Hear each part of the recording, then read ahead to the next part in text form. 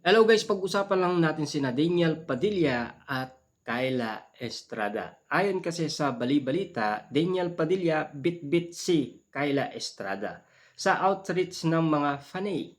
Ayon sa karagdagan balita, hindi lang si Daniel Padilla ang nakisaya sa outreach ng kanya fanbase na DGV sa The Child House nitong Sabado.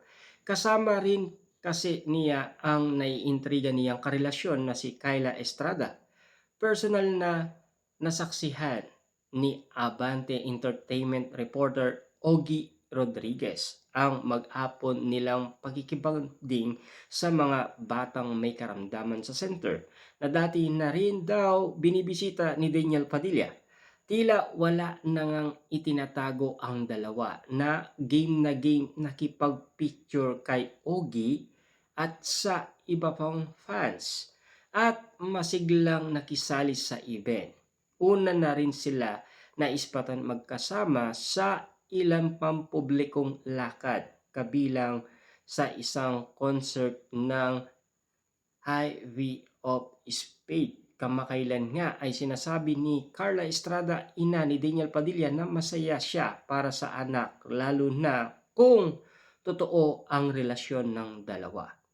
Bagamat hindi niya kinumpirma ang tunay na estado ng mga ito, nasa edad na kasi sila so manggagaling na lang sa kanila. Hindi naman ako para manguna. Hayaan na natin kung ano ang nakikita natin. Kung ano yung nakikita ko sa anak ko na masaya siya, masaya na rin ako bilang nanay niya, say ni Carla Estrada. Ibig sabihin, super saya ni Carla Estrada na makita ang kanyang anak na masaya sa piling ni Kyla Estrada. Lalong-lalo na masayang-masaya ang mga fanay ni na Kyla Estrada at Daniel Padilla sa nakikita nila ngayon. Dahil alam naman natin na sobrang tagal na rin na single si Daniel Padilla after ng iwalayan.